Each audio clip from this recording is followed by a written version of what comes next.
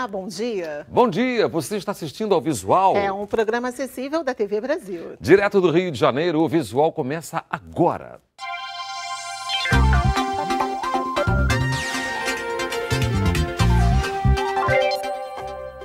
O Sebrae quer dar visibilidade aos pequenos negócios que são responsáveis por mais da metade dos empregos formais no país. Há 16 anos foi instituído o Estatuto da Micro e Pequena Empresa, lançado em 5 de outubro de 1999. Para lembrar a data, o Sebrae, Serviço Brasileiro de Apoio às Micro e Pequenas Empresas, criou o movimento Compre do Pequeno Negócio.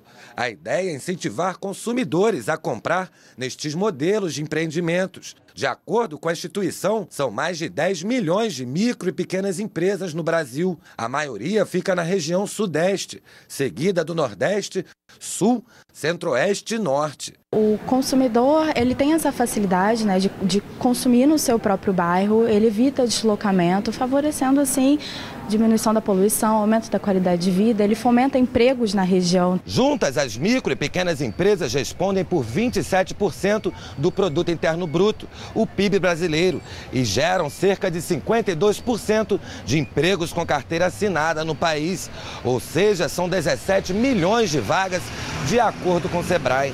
Há 3 anos, Cristiane abriu um restaurante especializado em comida caseira. Depois de perder um antigo emprego, se capacitou e resolveu investir. Hoje é responsável por 6 funcionários. Me sinto como parceria do Sebrae por ter feito cursos para poder não achar que, como eu fazia na minha casa, eu poderia fazer aqui no negócio. Além de gerar empregos, pequenos negócios também ajudam a fortalecer economias locais. Empreendedores criam uma relação mais próxima com consumidores, que por sua vez recebem um melhor serviço. A nossa clientela ela é bem vasta, mas é bem aqui do bairro mesmo. Eles são super assíduos, eles perguntam, eles querem saber sempre. E a gente faz qualquer coisa para ver eles felizes. Às vezes tem pequenos comerciantes, né, que estão se segurando aí com a crise. Eu acho importante consumir no bairro. Aqui no bairro tem um comércio local muito forte. É um bairro no centro do Rio, onde as pessoas moram, então moram perto do trabalho. Isso é muito importante. E olha só, faltam 19 dias para o Exame Nacional do Ensino Médio, o Enem. Nessa reta final dos estudos, você vai ver algumas dicas aqui no Visual. Uma delas é buscar uma relação entre disciplinas que, a princípio, podem parecer distantes.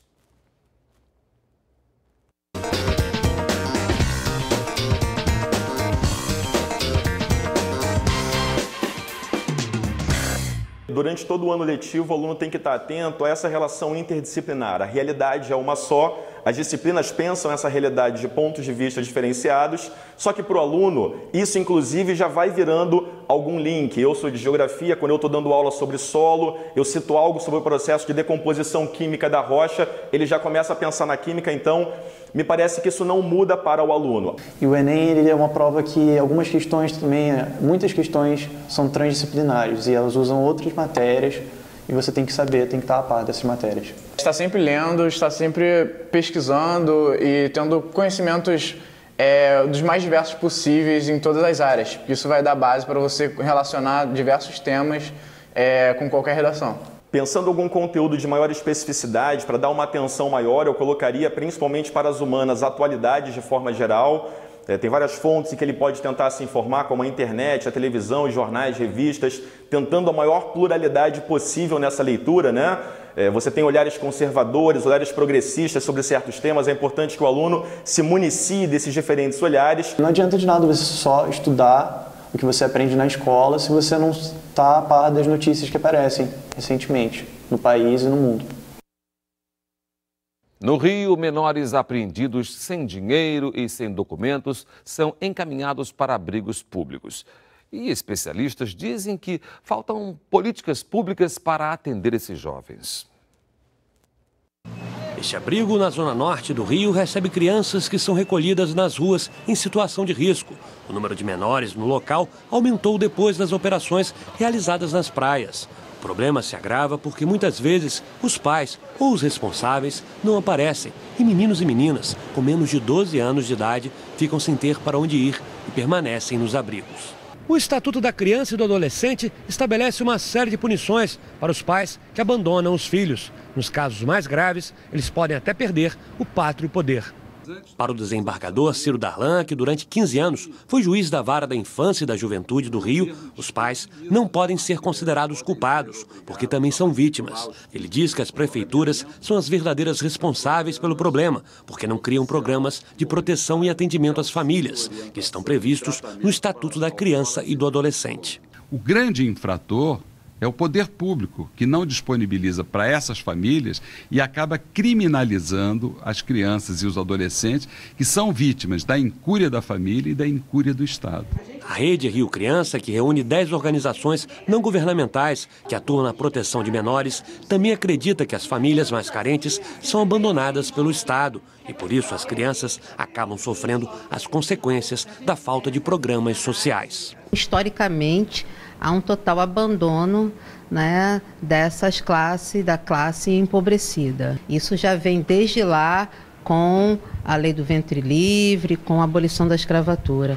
O cientista político João Trajano, Centro-Sé, diz que é muito difícil traçar um perfil do menor abandonado, porque os jovens possuem histórias diferentes. Ele também acredita que não é possível comparar a estrutura e o comportamento de uma família de classe média com a de uma família carente, onde a falta de recursos muitas vezes acaba levando as crianças para as ruas. Essas famílias pobres, elas em geral, elas funcionam segundo a lógica da precariedade, cuja responsabilidade não é delas. Na verdade, elas são vítimas da precariedade que lhes é imposta pelo mercado e pela ineficiência do Estado, né?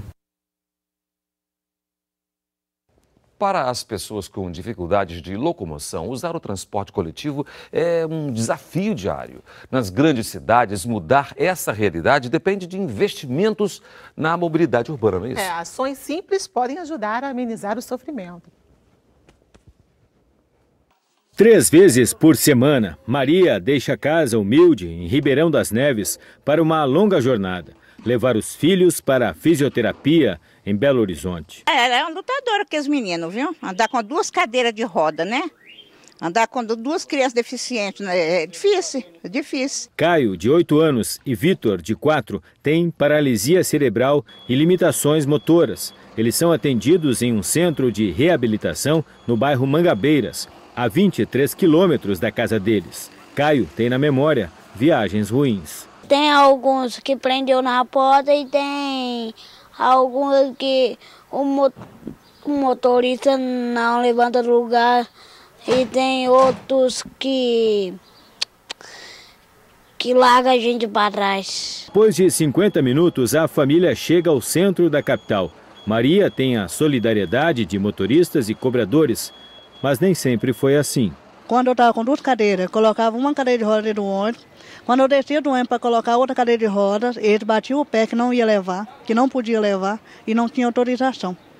Aí então, muitas vezes eu não falava que estava com as 2 cadeiras. Simplesmente eu colocava uma cadeira e descia correndo para buscar o outro. Aí na hora quando eu ia colocar o outro, o motorista fechava a porta e arrancava o ônibus. Aí era a hora que eu apertava o freio da cadeira de roda desse e saía correndo atrás do ônibus. Após quase 2 horas de viagem, eles chegam ao bairro Mangabeiras. Agora, Maria precisa seguir 1 quilômetro a pé, conduzindo Caio e carregando Vitor.